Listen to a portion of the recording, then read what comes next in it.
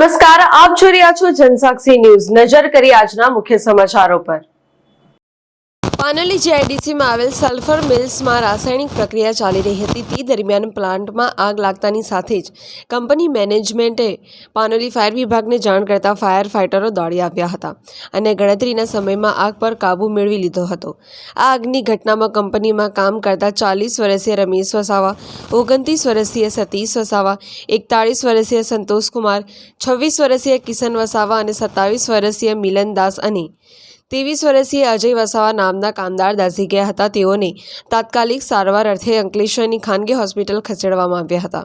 આ ઘટનાની જાણ થતાં જ અંકલેશ્વરના મામલતદાર કરણસિંહ રાજપૂત દોડી આવ્યા હતા અને તપાસ શરૂ કરી હતી। હું વસાવા સંતોષ, હું અહીં અત્યારે એસએમએલ પાસે ઊભો છું। અહીંથી હું પસાર થતો હતો તો આ કંપનીમાં મને આગ દેખાઈ, એટલે હું ગેટ પર આવીને ચેક કર્યું। ચેક કર્યા પછી મને જાણ થઈ કે મારા ગામ સાઈડના છે, નેત્રંગ તાલુકાના। તો એ લોકો ડેલી આવે છે, તો એમાંથી અમે આવ્યા, અંદર પૂછ્યું હું થયું, એ લોકો એમને કંઈ જવાબ આપેલા નથી। અમે જાણ ખાतिर અમે ગેટ પર હો ગયા, પણ એ લોકો અમને કશું જવાબ આપતા નથી।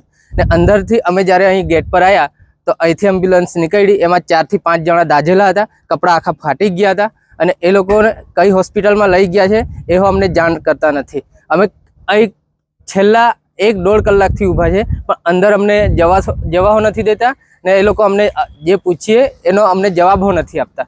તો અત્યારે હજુ બી અહીંયા જ ઊભા છે, ગેટ અત્યારે બંધ છે, અંદર આગ લાગેલી હવા છતાં અંદર જે વર્કરો છે એમને બહાર આવવા નથી દેતા, અંદર જ રાખે છે। પિન્ટુ મોદી, જનસાક્ષી ન્યૂઝ, અંકલેશ્વર।